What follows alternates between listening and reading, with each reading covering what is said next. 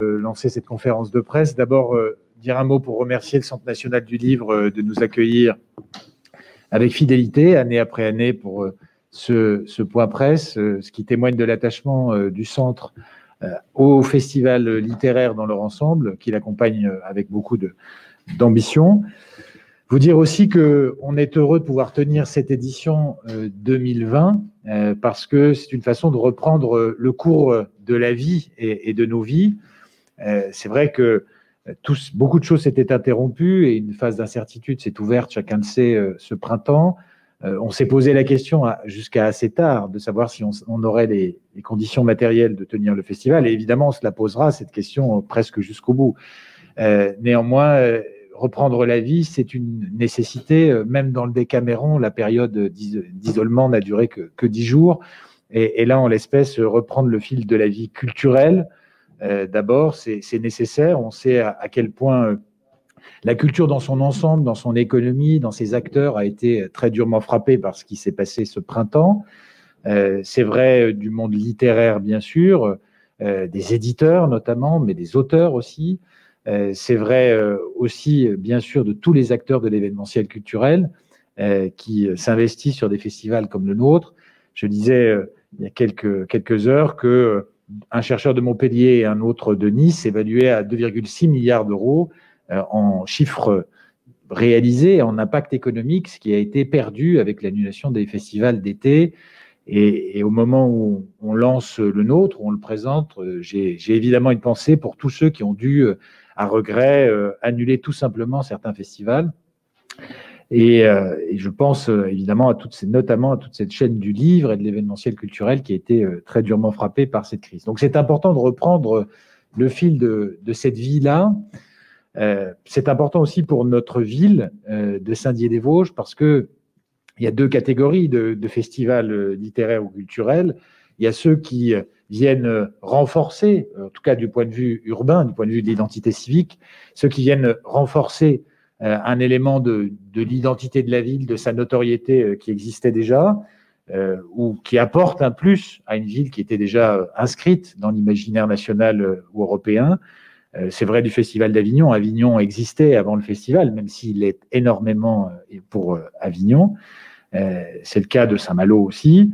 Et puis, il y a des villes dont les festivals ont quelque part structuré l'identité et qu'ils ont contribué à faire connaître bien au-delà de ce que ces villes étaient connues jusque-là. Et c'est le cas de Saint-Dié-des-Vosges, on peut le dire, car jusque-là, voilà, le rappel de son histoire avec Jules Ferry et Le Corbusier ne suffisait pas forcément à inscrire Saint-Dié dans l'imaginaire culturel national. Et ce festival, pour nous, pour la ville, c'est un moment évidemment très important. C'est un moment d'ouverture sur l'autre. C'est un moment où on est bousculé dans nos certitudes. Je le dis à chaque festival, mais c'est chaque année plus important parce qu'il y a une forme de résistance aussi, même si ce mot est galvaudé aujourd'hui, à organiser un événement tel que celui-là, résistance à l'ère du temps, résistance à un certain esprit très en cours en ce moment de radicalisation victimaire. On est très loin de tout cela aujourd'hui à Saint-Dié. Et puis également, bien sûr, pour la vie de la ville, c'est un moment très important. On sait, le Centre national du livre l'a montré dans une étude qu'il avait réalisée à la fin de l'année 2017, que le public qui est attiré par ces festivals culturels et littéraires, c'est d'abord un public local et un public régional.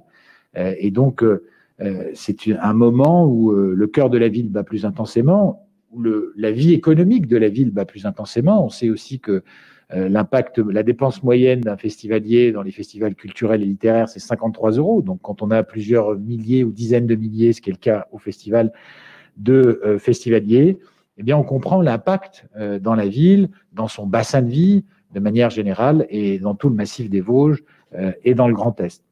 Alors, c'est vous dire à quel point on est heureux de pouvoir organiser ce festival pour la 31e année successive. C'est les 30 ans du festival, mais c'est la 31e édition, puisqu'il a été créé en 1990. Un festival qui sera donc dédié au climat, qui évidemment Thibaut Sardier en dira quelques mots. Victoria Caps également a été adapté dans sa programmation, dans son organisation, aux conditions que nous vivons aujourd'hui. C'est aussi l'occasion pour nous, d'abord, de présenter et d'accueillir le nouveau président de l'Association de développement du Festival international de géographie, donc Thibaut Sardier, qui est géographe, qui a enseigné la géographie, qui est aujourd'hui journaliste dans un grand quotidien national bien connu, Libération, et qui était un habitué du festival, qui suivait régulièrement, et qu'on remercie d'avoir accepté de reprendre le fil de cette présidence, a fortiori dans des circonstances compliquées. Merci Thibaut. Il me disait tout à l'heure qu'il avait un livre à publier cet automne, et puis un programme, on sait ce qu'est la rentrée des essais à l'automne, un programme assez chargé. Donc merci à toi d'assumer cette présidence à la suite de Gilles Fumet et de tout ton engagement là, depuis ces quelques mois. Et puis c'est aussi l'occasion pour nous de remercier nos partenaires qui sont restés fidèles au festival. Il y avait aussi un enjeu derrière ce soutien public et privé au festival comme le nôtre, savoir si finalement, dans les circonstances qu'on imagine, pour les finances des collectivités, pour l'activité économique, nos partenaires seraient au rendez-vous cette année. Et je dois dire que pour ce qui concerne les principaux partenaires, la région Grand Est, le Centre national du livre, la communauté d'agglomération de Saint-Dié-des-Vosges, ils sont au rendez-vous. Il n'y a pas eu de modulation, de réduction, de taille, de coupe.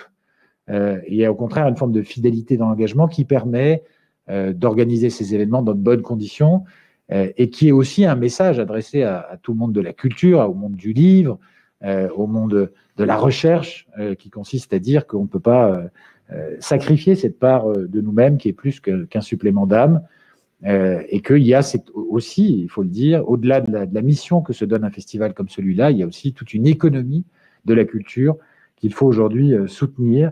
Et donc, en tant que maire, une nouvelle fois, je suis très heureux de pouvoir dire qu'à l'heure où nous parlons, le festival se tiendra, effectivement, les 2, 3 et 4 octobre à Saint-Dié-des-Vosges, et que vous y avez tous rendez-vous. Thibaut, c'est à toi que je donne la parole pour te présenter le thème du festival, son programme, ses invités, bien sûr, comme on le faisait autrefois, mais j'ai souhaité cette année faire une intervention un peu plus institutionnelle et te laisser la primeur de la présentation du contenu. Très bien, merci beaucoup David. Donc oui, moi je suis Thibaut Sardier, le nouveau président de l'Association pour le développement du Festival international de géographie.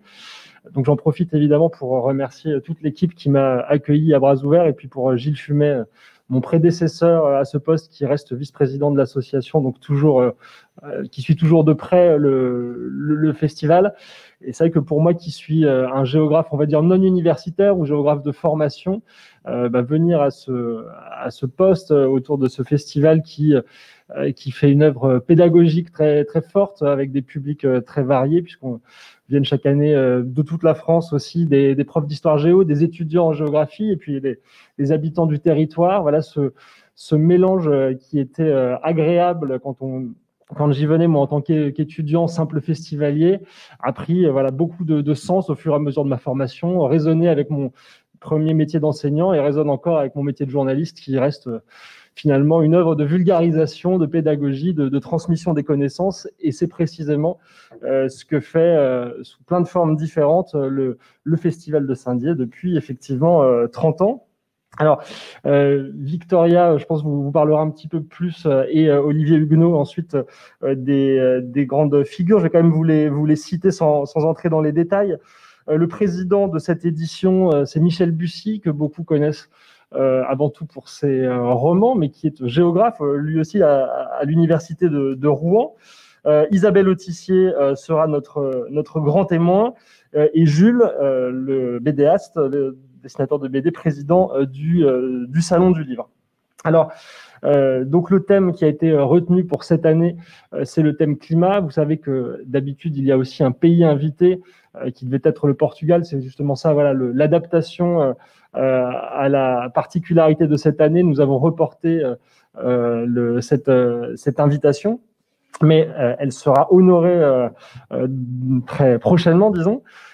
pour permettre aussi de garder sur le thème de l'année une proposition riche, cohérente, qui part dans plein de directions thématiques différentes dont je vais vous parler dans un instant, sous la direction scientifique de deux géographes universitaires qui sont Martine Tabot et Alexis Metzger. Martine Tabot qui a fait, je crois, toute sa carrière à l'université Paris 1. Alexis Metzger qui, lui, entame sa carrière, enfin, elle a déjà quelques années, mais il est plutôt au début de sa carrière à l'université de Lausanne. Donc, je ne vais pas vous dérouler leur CV à tous les deux, simplement vous dire que ce qui est intéressant dans ce couplage et dans leur parcours à chacun, c'est qu'ils se sont intéressés à la fois, étant géographe climatologue, à cet aspect technique, théorique des climats. Ils ont questionné les modèles, comment est-ce qu'on capture, collecte des données pour essayer de mesurer les climats, de comprendre ce que c'est qu'un climat à l'échelle locale, à l'échelle globale. Mais ils se sont aussi intéressés à la géographie culturelle, c'est-à-dire la façon dont nous ressentons les climats, dont nous nous adaptons au climat, dont nous les représentons parce qu'il pleut, parce qu'il neige, parce qu'il vente, parce qu'il y a beaucoup de soleil. Finalement, la façon dont nous les percevons dit beaucoup aussi de la façon dont nous les définissons. Et donc, on retrouve un petit peu ces deux pans dans la programmation qui sont assez structurants. D'un côté, donc, un aspect, on pourrait dire, de géographie physique. Je vous donne quelques exemples de tables rondes qui vont vous permettre de bien le saisir. Je pense que le plus révélateur, et ils y tiennent particulièrement tous les deux, c'est une table ronde qui s'appelle Climat global, climats locaux. Alors, vous la trouverez page 16. Moi, je m'y perds parce que je n'arrive pas à porter mes lunettes avec le masque. Mais ça résume bien leur pensée, c'est l'idée de dire qu'aujourd'hui, on parle du changement climatique, du réchauffement climatique, de l'urgence climatique, comme s'il n'y avait qu'un climat, que ce +2, +3, +4 degrés s'appliquait uniformément à tout le globe. Et eux vont nous amener à relativiser cette vision en nous rappelant que cette modélisation générale, dont on peut d'ailleurs critiquer les données qui permettent de la constituer, c'est aussi une multitude de configurations particulières selon les lieux et les espaces que l'on considère tout autour du globe. Un autre exemple dans ce registre-là, l'évolution de l'enneigement dans les massifs français. Voilà, comment évolue la neige, les glaciers que nous avons sur notre territoire, ce qui non seulement renvoie là aussi à des outils de mesure, mais aussi débouche assez facilement, assez immédiatement sur la question de nos sociétés, de notre adaptation, puisque l'économie du tourisme hivernal en est bien sûr tout à fait intéressée à cette question. Et je signale sur ce pan-là de la programmation que nous recevons pour plusieurs interventions Valérie Masson-Delmotte, qui a été coprésidente de l'une des commissions du GIEC et de l'un des groupes de travail du GIEC, et qui nous permettra aussi de discuter du travail de cette institution qui, justement, sur le changement climatique, sur des données d'échelle très globale, sont structurants, sont repris dans les médias, par les scientifiques aussi. Mais cette construction des modèles, là encore, présente évidemment des limites, surtout quand on la confronte à ces climats locaux. En corollaire à cette question des climats, de leur modélisation, il y a évidemment les changements climatiques et la façon de s'y adapter. Et donc là, nous avons pris le parti, et puis les propositions aussi spontanées de l'appel à communication sont évidemment allées dans cette direction. C'est de voir comment les territoires s'adaptent, perçoivent ce changement et tentent de trouver des réponses au fur et à mesure qu'ils peuvent les cerner. Alors pour vous donner pareil 3 exemples rapidement, mais très différents, on aura une grande table ronde sur la question des assurances, les assurances face au climat. Ce qui peut sembler comme ça un petit peu difficile à cerner, pourquoi les assurances, etc. Mais elles indemnisent toutes ces catastrophes climatiques qui parfois sont de plus en plus fréquentes, de plus en plus intenses. Ce qui du coup pose des questions aux scientifiques, là encore, comment essayer de mesurer leur rythme et de comprendre la façon dont ce rythme change. Et puis ça pose des questions à chacun d'entre nous, comment notre facture d'assurance chaque mois va évoluer. Et est-ce que je vais aller construire ma maison dans le sud de la France, où on sait que chaque année il y a des inondations très fortes et qui sont peut-être de plus en plus fréquentes. On est là dans quelque chose qui nous concerne tous. Plus près de l'actualité récente et presque permanente, les grands feux de forêt dont on voit encore ces jours-ci qu'ils se manifestent en Californie, sont-ils directement une résultante des changements climatiques? La réponse est sans doute, je m'avance peut-être un peu, les conférences le diront, oui, mais pas seulement. Il y a aussi la façon dont on construit aujourd'hui. Où est-ce qu'on construit? Au contact de la forêt. Comment entretient-on la forêt? Toutes ces questions, on a un peu parfois tendance à les oublier parce que c'est le changement climatique et la sécheresse, mais il y a évidemment d'autres facteurs à prendre en compte. Et puis, vous verrez dans le livret que plusieurs conférences sont consacrées plus précisément à nos régions, au Grand Est, aux Vosges. J'en signale une, le Grand Est face au changement climatique. Et puis donc, l'autre pan plus culturel dont je vous parlais, alors qui est là aussi vu de façon très différente. On a voulu aller du côté de la musique, il y aura des références à la peinture, à l'art. Donc je vous donne 3 titres: climat, saison, météore en musique. Comment représenter des climats, des variations saisonnières à travers l'histoire de la musique. Montesquieu et la théorie des climats. Il ne faut pas oublier aussi que voilà, beaucoup de philosophes ont pensé ces faits climatiques, avec pour le coup une pensée assez déterministe qui sera un petit peu étudiée et discutée chez Montesquieu. Et puis, beaucoup de propositions aussi autour des religions, dont une, vous verrez page 10, agir pour le climat, un acte spirituel. Finalement, la façon dont aujourd'hui nous nommons ce changement climatique, notre rapport à la nature, au reste du vivant, dépend aussi des valeurs que nous avons collectivement, nos valeurs sociales, et évidemment les grands monothéismes, puisque ce sera surtout d'eux qu'il sera question, influencent un petit peu notre vision, notre représentation, peuvent aussi nous inciter à agir pour justement lutter contre le réchauffement climatique. On évoquera évidemment l'encyclique du pape, Laudato Si, qui était spécifiquement sur cette question, et donc qui nous permettra voilà, d'approfondir sous cet angle des religions le versant culturel de cette question des climats. Je termine en vous disant rapidement que climat, c'est aussi à entendre au sens métaphorique, le climat social. Donc, on parlera avec les géographes des Gilets jaunes, de la crise de l'université face à la réforme qui devait avoir lieu avant l'été et qui aura probablement lieu à la fin de l'année. Que la pandémie s'invite évidemment aussi dans les réflexions, dans les tables rondes. D'ailleurs, le vendredi, l'un des premiers grands rendez-vous sera consacré voilà, à la Covid sous l'œil des géographes. Et puis, pour celles et ceux qui ne pourront pas faire le déplacement les 2, 3 et 4 octobre, nous faisons un soft opening, un pré-opening, le dimanche 27 septembre à Paris, en partenariat avec le MK2 Institut qui ouvre sa nouvelle programmation cet automne. Donc, au MK2 Nation à 11h, nous aurons une rencontre en ouverture de ce festival qui sera consacrée aux images du climat et à la façon dont des photographies très marquantes, on peut penser par exemple, mais il y en a d'autres, au travail de Yann Arthus Bertrand ou aux travaux d'Al Gore sur une vérité qui dérange. Le géographe Xavier Broweis essaiera d'analyser quelques-unes de ces images pour essayer de voir quels sont leur impact sur chacun d'entre nous, sur le débat public. Et puis dans un deuxième temps, il discutera avec un jeune photographe qui s'appelle Sébastien Leban, qui fait de la photo de presse pour beaucoup de titres d'hebdomadaires, de quotidiens, et qui par ailleurs travaille dans des séries un peu plus personnelles sur de nombreux thèmes qui ont trait au changement climatique et notamment les réfugiés climatiques. Donc voilà, les deux discuteront entre ce que c'est qu'une image scientifiquement pertinente, ce que c'est qu'une image aussi artistique, comment les deux se choquent, se rejoignent parfois.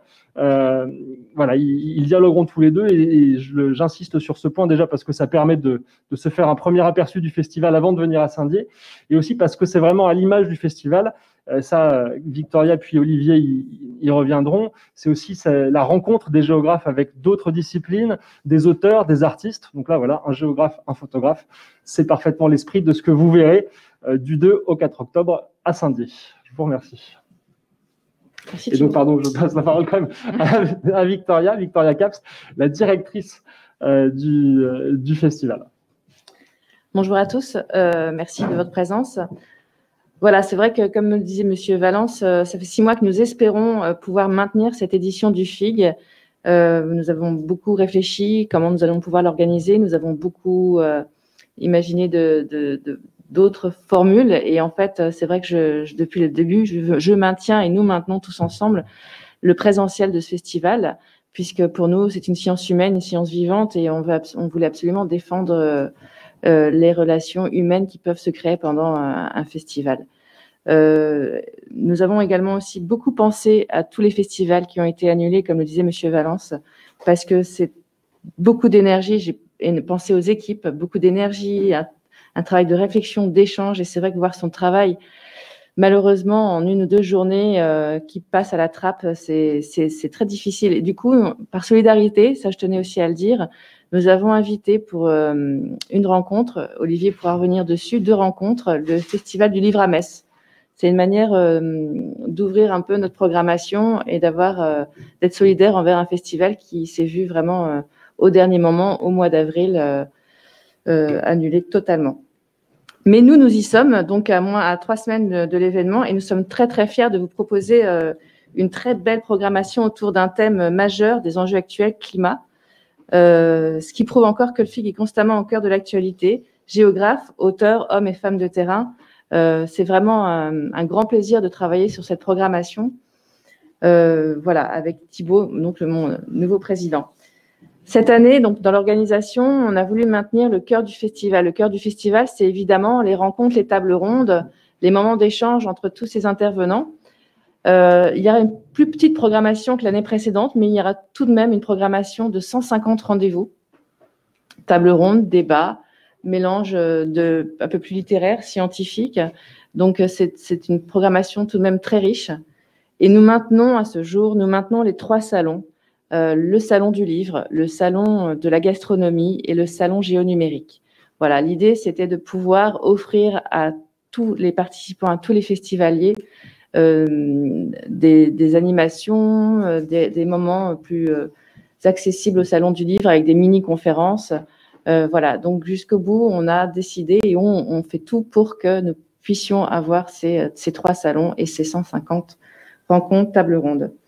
Il y aura toujours quelques expositions, quelques films également. Nous sommes on travaille en collaboration avec le cinéma RSC. On aura l'honneur de recevoir Vincent Munier aussi également, grand photographe vosgien, qui viendra présenter son nouveau film Ours. Donc nous avons adapté notre programmation. Et la nouveauté, avec le contexte que nous connaissons tous, nous allons filmer une 20aine de rencontres cette année. C'est la première fois. Pour pouvoir proposer aux personnes qui malheureusement ne pourront pas se déplacer des rendez-vous, montrer que le FIG est là, et nous diffuserons ces moments sur les réseaux sociaux et sur quelques écrans dans la ville de Saint-Dié. Voilà. Concernant le protocole sanitaire, je peux en dire 2 mots, mais vous imaginez bien que nous allons suivre à la règle toutes les obligations sanitaires, port du masque obligatoire, gel hydroalcoolique dans toutes les salles, absolument toutes les salles, des sens de circulation dans les salons, des sens de circulation dans les salles, des files d'attente, un système de billetterie pour éviter que les gens attendent et se voir refuser au dernier moment des conférences qui sont déjà complètes. Voilà, tout va être mis en œuvre, tout est mis en œuvre pour vous accueillir et accueillir les festivaliers dans les meilleures conditions possibles. Voilà, en ce qui concerne ma partie. Je vais laisser la parole à Olivier Huguenot pour parler un petit peu du Salon du Livre, et je reviendrai après s'il y a des questions. Je te sais. Non, tu peux venir maintenant. Merci.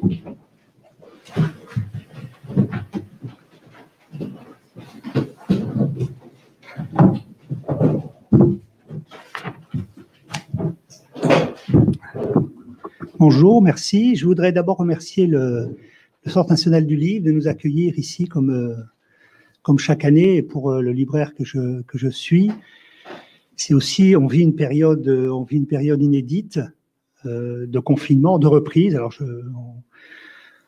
je suis pour ma part très optimiste puisque les librairies dans leur ensemble accueillent beaucoup de monde. C'est important, voilà. Et le CNL nous soutient aussi à travers le financement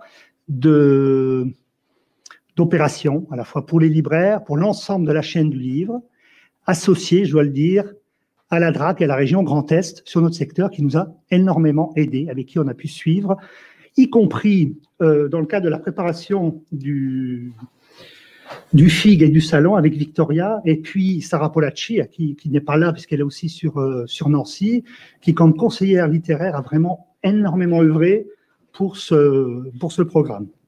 Voilà, alors, je pense que je vais peut-être faire, comme on arrive en retard, excusez-nous, je pense que vous avez dû évoquer les trois grands invités, comme on dit. Donc, nous, Michel Bussy, c'est à la fois le géographe et c'est aussi le romancier, avec une petite particularité, c'est qu'on aura la chance d'avoir un ouvrage à destination des adolescents qu'on aura en avant-première sur Saint-Dié, qui commence un cycle qui s'appelle Néo et qui va beaucoup évoquer le monde de demain, mais aussi l'environnement. Donc, Michel Bussy va intervenir, grand entretien, etc. On aura l'occasion d'en parler. Jules, qui est président du Salon du Livre. Alors, pourquoi Jules, un dessinateur qui, vous savez, qui avait publié une bande dessinée il y a maintenant assez longtemps, qui s'appelait « Il faut tuer José Bové » et qui a depuis sorti un certain nombre d'autres séries, comme vous connaissez sûrement Silex and the City, La planète des sages. Et puis, c'est aussi le scénariste de Lucky Luke. Donc, les nouvelles aventures de Lucky Luke, c'était important pour le côté, justement, très populaire. La bande dessinée, puisque c'est l'année de la bande dessinée, on est aussi au CNL dans ce cadre-là, pour ce côté très populaire autour d'un président du Salon du Livre et de la bande dessinée. Isabelle Autissier, grand témoin, qui est une habituée, qui est devenue une amie du festival, des géographes et de tous les auteurs. Alors, un mot sur le salon, sur le chapiteau. Victoria en a parlé. C'est vrai qu'on est un des seuls, je crois le seul dans le Grand Est, à maintenir un chapiteau. On s'est aperçu en définitive que les éditeurs qu'on a eu au téléphone, les auteurs étaient très heureux de retrouver le public, un peu comme en librairie. Et du coup, ça nous a donné. Alors, c'est vrai que c'est pas facile parce qu'il faut revoir un plan, il faut voir les circulations. On va pas pouvoir revenir en arrière. Il va falloir, au lieu de 2 mètres, pour être précis, 5 mètres, et il y a des files d'attente, donc il va falloir gérer tout ça. Mais c'est un vrai, j'allais presque dire un vrai bonheur. Bon, c'est quand même une angoisse, mais en même temps, je pense qu'on peut réussir. Je pense qu'on peut réussir vraiment ce pari. J'ai l'habitude de dire depuis plusieurs années que le FIG et le Salon du Livre, c'est la plus grande librairie de géographie en France. Donc, je le maintiens. On aura plus de 80 éditeurs présents, des nouveaux. Certains que je vais citer parce qu'ils sont aussi dans cette mouvance des sciences humaines, du renouvellement des sciences humaines et d'une production éditoriale de qualité. Je vais citer Premier Parallèle, une maison d'édition en sciences humaines qui a 1 an et demi, qui publie Joël Zask, qui publie les Larriers, Samuel Chaléa. Donc, bravo. Les éditions Rue de l'Échiquier, une jeune maison d'édition. Idem, là, qui publie aussi un essayiste de Olivier Razémont. Vous savez, ce petit livre qui avait fait tant parler, Comment la France a tué ses villes. On aura d'ailleurs Razémont qui va intervenir sur cette problématique de ville et campagne. On sent qu'il y a peut-être un retour à la campagne. Comment les citadins vont intégrer tout ça.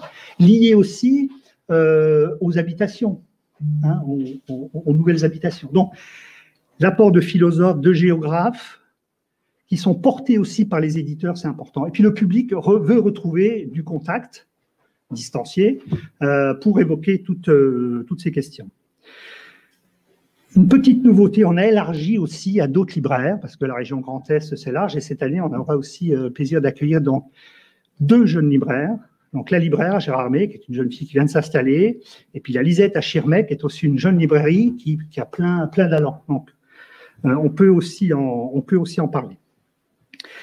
Rapidement sur les auteurs, parce que très souvent on interroge qu'est-ce qui vient, qu'est-ce qui est important. Donc, peut-être, je ne sais pas si on a parlé de Jean-Louis Etienne, donc qui va faire un grand entretien. Bon, c'est quand même le marcheur du pôle, c'est quand même quelqu'un qui a toute une littérature sur la question. Vincent Munier, Victoria en a parlé, elle va se confronter à Isabelle Autissier, donc, magnifique. David Le Breton, anthropologue, sociologue de Strasbourg, qui est un type qu'on aime beaucoup, qui marche dans les Vosges, parce qu'il a une petite maison à Étival-Kerfontaine tout à côté, qui va aussi intervenir, je ne sais pas si on a parlé du vélo, donc il y a une rencontre qui s'est décidée vraiment il y a quelques jours, et David Le Breton publie un livre qui va s'appeler Tous à vélo. C'est d'ailleurs le titre de la rencontre, avec Emmanuel Ruben, qui est parti aussi, qui a fait un magnifique périple autour du Danube. Et voilà, donc sur le vélo. Éric Fotorino, qui est aussi un peu comme Isabelle Autissier, qui est à la fois qui est devenu un de nos amis, qui note chaque année sur son agenda la date du FIG. Vous êtes de la presse principalement. On va aussi évoquer le combat politique et l'avenir économique de la presse, aussi avec Éric Fotorino, romancier et fondateur du 1, de Zadig et de Légende d'ailleurs, qui est une nouvelle revue qui vient de paraître. Olivier Weber, Marie Desplechin. Alors un mot, j'ai parlé de la BD, j'ai parlé des sciences humaines. On a un espace jeunesse. Victoria en a parlé des mini-conférences, c'est-à-dire sur des sujets sérieux, des géographes, des philosophes, des urbanistes parlent auprès des enfants, des familles, des grandes questions, puisqu'en définitive, c'est quand même à eux que s'adressent les propos. Donc, Marie Desplechin, qui est romancière, sera également là. Louis Baudin, qui est très populaire, c'est quand même monsieur Météo sur TF1 et RTL. Alors, rapidement, je voulais dire un mot sur le... Alors, oui, bien sûr, Debec. On ne va pas défiler toute la liste parce que justement, on va égrener au fur et à mesure, mais je vais en parler. J'ai mis quelques rencontres qui me semblent essentielles et qui résument peut-être nous ce qu'on a voulu faire. J'allais dire cette année, c'est peut-être des premières fois. On parle souvent du mariage entre la littérature et la géographie. C'est peut-être la première fois où j'étais dans le train puis je surlignais un petit peu les rencontres et je me disais tiens, ça c'est Salon, c'est Sarah, ou est-ce que c'est Thibaut et Victoria? Et en définitive, tout est vraiment mêlé. Donc on arrive à une programmation qui a beaucoup de sens. Beaucoup de sens. Alors moi j'ai retenu parce que les romanciers, parce que je les ai lus, parce que on lui a aussi attribué le prix Amerigo Vespucci, c'est Sandrine Colette, la grande romancière là, qui a publié un livre qui s'appelle « Et toujours les forêts » sur cette thématique des climats. Bon, c'est un peu plombant, je vous le dis, mais c'est un magnifique livre, peut-être littérairement parlant, c'est magnifique. Donc elle sera présente autour des fictions. Les fictions peuvent-elles prédire le monde? Avec Sandrine Colette, Laurine Roux, Jean-Marc Ligny, qui est un auteur de science-fiction, parce qu'eux aussi ont prévu à un moment donné ce qui allait se passer. Construire autrement, penser autrement, voilà, c'est aussi une des questions philosophiques importantes. J'en ai parlé, les mutations des villes et des campagnes, avec la renaissance des campagnes. Moi, j'ai tendance un peu à y croire, je vois revenir du monde. Tous à bicyclette, je l'ai évoqué. Alors, une petite rencontre inédite, moi, qui me paraît très intéressante, c'est Sartre et Camus, météorologues. Je l'ai appris, je ne savais pas, que Sartre avait fait son service militaire au service météo et que Camus avait été assistant météo. Donc, on aura une discussion là-dessus et des lectures par Olivier Dautrey de ces textes inédits de Sartre et de Camus. En collaboration avec Météo France. Avec Météo France, oui, avec Météo France. Voilà, je vais balayer le reste. Alors, c'est vrai, on a diminué la voilure, on a moins d'auteurs parce qu'on ne peut pas tout accueillir. On a diminué les cafés polars, pourtant, moi, je sais si j'aime beaucoup les polars, donc on a voulu quand même en maintenir parce que c'est aussi faire vivre le commerce local, la restauration. Donc, on a quelques cafés. Les mini-conférences, j'y reviens pas. Donc, j'en ai parlé, Victoria aussi. Voilà, je vais m'arrêter. Je vais juste dire une dernière petite chose, c'est que je suis très heureux aussi. On va accueillir un jeune garçon qui s'appelle Victor Noël, qui est un jeune garçon de 14 ans, de Metz, qui va publier un livre là, chez Delachaux-Nestlé, qui va intervenir plusieurs fois sur la biodiversité. Il porte un regard étonnant sur la biodiversité qui est forcément liée au climat. Voilà. Mais écoutez, merci. Oui, mais peut-être en guise de quasi-conclusion, mais je laisserai le dernier mot à Victoria, mais insister vraiment sur cette importance du mélange. Je pense que c'est un bon mot pour le festival, et on a souvent présenté, et c'est parfois critiqué, mais c'est quand même un peu le cas, la géographie comme une science carrefour, comme une discipline qui est très interdisciplinaire, pluridisciplinaire, et qui aussi a un attachement au terrain, au local, aux gens. Donc, le fait qu'on retrouve ça au festival, c'est quelque chose de très riche. Je suis content, Olivier, parce que c'était aussi... moi, je suis arrivé en cours de route cette année. Hein, j'ai été nommé en janvier, donc des choses avaient déjà été calées. J'ai pris le train en marche, on va dire. Et donc, je suis content que cette impression de programmation cohérente ressorte, parce que c'est vrai que c'est un festival. Il n'y a pas un festival du livre pour les gens de Saint-Dié et puis un festival de géographie pour les géographes qui viendraient d'ailleurs. L'idée, c'est vraiment que tous les publics se rencontrent dans les mêmes lieux du festival tout le week-end. Et donc, ça veut dire des auteurs, des registres différents, des thèmes différents. Et puis même au sein du champ scientifique, pas que des géographes. Les géographes, ils vont dialoguer. Hein. Donc, il y aura le philosophe Pierre Charbonnier, les philosophes Catherine et Raphaël Larère, Philippe Simet sur l'habitat. Il y a Malcolm Ferdinand, qui est un jeune anthropologue. Et voilà, tous ces gens-là vont dialoguer les uns avec les autres. J'imagine que malgré le port du masque et la distanciation, les rencontres informelles qu'on a l'habitude d'avoir au festival entre deux conférences dans la rue, etc., seront aussi propices à ce dialogue. Donc voilà, moi je tiens vraiment à cette ambiance. Si vous n'êtes jamais allé à Saint-Dié pendant le festival, venez, parce que vous verrez que justement, de façon très souple, les rencontres se font. Qu'on ne sait pas toujours très bien ce qu'ont à dire les géographes sur des questions d'actualité. Et là, finalement, quand on va aux conférences, on comprend que ce regard à partir des territoires, à partir de l'espace, il a du sens. Donc voilà, ce sera un petit peu à distance les uns des autres. Il faudra bien porter le masque, faire la queue en laissant le mètre de sécurité, mettre de la solution hydroalcoolique. Mais ça n'empêche pas de se rencontrer et de découvrir tous ces enjeux du climat sous un jour un peu différent. Je te laisse le mot de la fin, Victoria. Le mot de la fin, déjà, je voulais savoir si... Je pense que nous avons été très complets. Je voulais savoir si vous aviez des questions auxquelles nous répondrons avec grand plaisir. Est-ce que vous avez dû vous battre pour maintenir ce festival? Ça a été difficile ou pas? Alors, nous battre, non.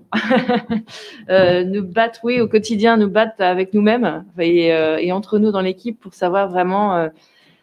c'est ce que je disais à tout début, c'est vraiment une réflexion, un échange à plusieurs. C'est pas moi, Victoria Caps, en tant que directrice, qui va prendre la décision de maintenir un festival. C'est vraiment un travail avec Thibault en tant que président, avec Monsieur le maire en tant que maire de la ville de Saint-Dié.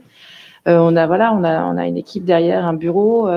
Donc c'est vraiment peser le pour, le contre. Le pour, voilà, c'est ce qu'on dit depuis 6 mois. Le pour, on le connaît, c'est continuer à vivre, à maintenir nos festivals, parce qu'en plus, un festival de sciences humaines se doit d'être présent pour parler d'actualité. Alors après, me battre, non. Je pense qu'il y a vraiment une réelle volonté de le maintenir. Hein, les relations avec la sous-préfecture, la préfecture sont bonnes. On est tous, plutôt optimistes et partants. Oui, pour aller dans le sens de ce que dit Victoria, d'abord, on a entre guillemets la chance d'arriver après plusieurs festivals ou événements culturels qui se sont déjà tenus depuis la reprise, pas forcément dans les Vosges, mais à l'échelle nationale. Si on parle de musique, le festival de la Ronde d'Enterron s'est tenu. Il y a des grands événements culturels qui ont été organisés malgré tout avec les contraintes actuelles. Donc forcément, notre regard et notre façon d'organiser, elles sont plus informées aujourd'hui qu'elles ne l'auraient été début juillet. C'est le premier élément qui est important de dire. Et deuxièmement, le travail avec les services de l'État sur le plan du respect des protocoles sanitaires, de la distanciation du port du masque, etc., se fait dans de très bonnes conditions. Il faut y insister, il n'y a pas d'un côté les consignes de l'État et de l'autre les collectivités qui les subiraient. Il y a un travail ensemble. En tout cas, pour ce qui est du festival, c'est pas toujours facile. Moi, je rends hommage à la fois à l'équipe du festival dans son ensemble, notamment à cette directrice et à son président, mais aussi au service de l'État avec qui on échange vraiment avec une très grande fluidité et en confiance. Et puis un mot aussi peut-être, parce que voilà, il faut aussi dire les choses. On s'est forcément demandé alors comment on fait, qu'est-ce qu'on adapte, qu'est-ce qu'on enlève, qu'est-ce qu'on garde, etc. Et bon, voilà, la discussion a eu lieu avec Martine Tabot et Alexis Metzger, donc qui assurent la direction scientifique. Et donc, voilà, au fil des discussions, on s'est effectivement dit qu'il était important de tout faire pour maintenir ce festival et que ce soit vraiment un lieu de rencontre. Les directeurs scientifiques qui tiennent à ce côté. Voilà, c'est pas un colloque, c'est vraiment une programmation pour un public large. Ça, ils y ont tenu. Et c'est aussi pour ça, voilà, qu'on a fait le choix de reporter l'invitation au Portugal, c'est de dire il faut aussi que ce festival il reste cohérent dans sa programmation. Il pourra pas, voilà, il faut effectivement, Olivier l'a dit, réduire un peu la voilure. Et donc, le choix qu'on a fait, c'est de garder cette cohérence autour du thème. Et ce sera évidemment à vous de juger, mais je trouve que quand on feuillette le programme, on se dit quand même que la plupart des problématiques liées à la question dans leur approche géographique sont couvertes. L'année du Portugal était elle-même reportée, ça devait être 2021, mais ça aurait été finalement le premier événement pour commencer. Elle est reportée, la saison culturelle, à 2022, donc c'est assez logique que du coup, on reporte sans doute l'invitation au Portugal au FIG 2021. Combien de personnes attendez-vous et comment avez-vous vous organisé au niveau de l'accueil exactement, restauration, etc. Alors, du côté invitation faite aux intervenants, on accueille environ 200 personnes. Au niveau public, là, pour le coup, c'est la surprise. J'ai essayé de me renseigner sur les autres festivals. Il y a évidemment un peu moins de monde. Mais les gens sont très motivés autour de nous. Je vois bientôt Nancy, les réservations, c'est sur réservation, les salles sont déjà complètes. Dans tous les festivals, il y a vraiment du public.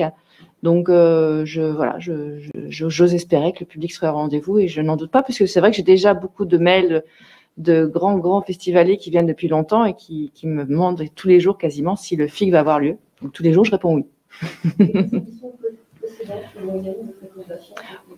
On est entre 40 000 et 50 000 personnes. Après, tout ce qui est protocole, hébergement, restauration, ça, c'est à chacun chaque professionnel de tenir son protocole. Mais voilà, j'ai confiance en eux. Ils sont, en tout cas, je peux vous dire qu'ils sont ravis du maintien du festival.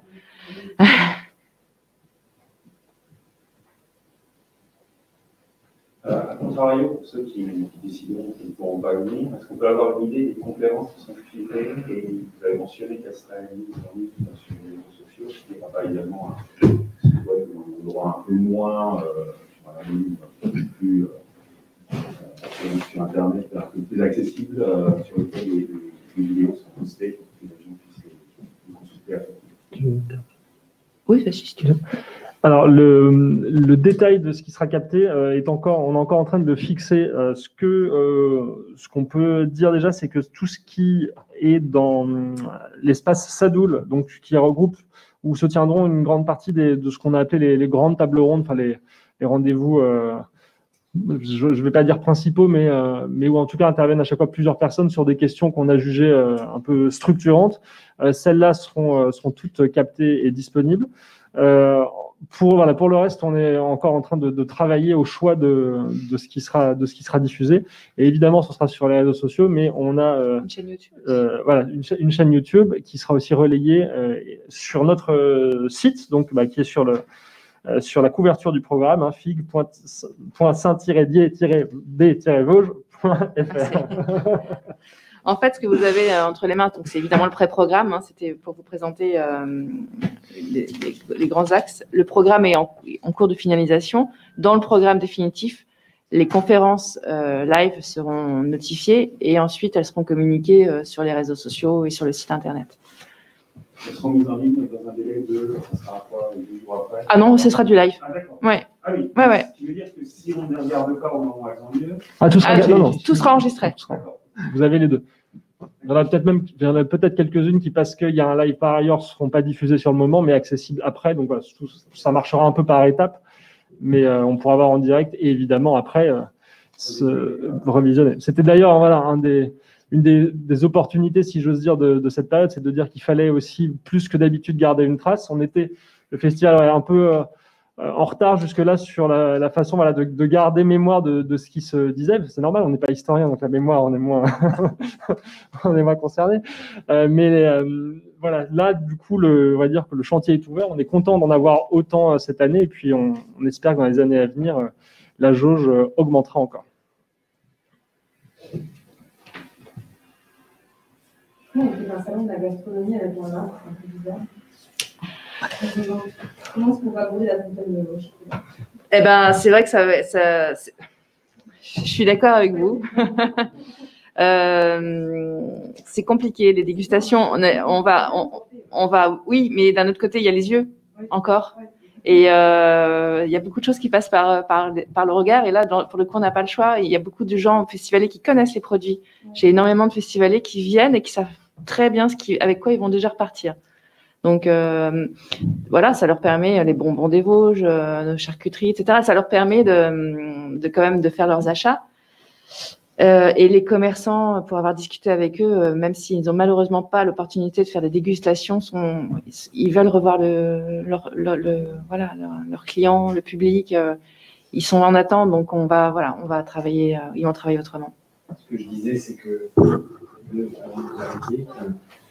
deux chercheurs, l'un Montpellier et l'autre Nice, ont fait une étude sur les festivals qui ont été certifiés et sur le panier moyen d'un festivalier, dans un festival culturel, au sens large, c'est une dépense d'environ 53 €.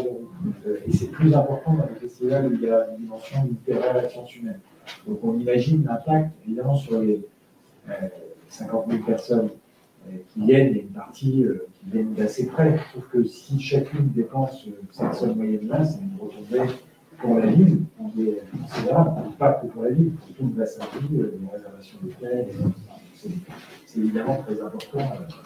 C'est évidemment très important de tenir le festival dans ces conditions.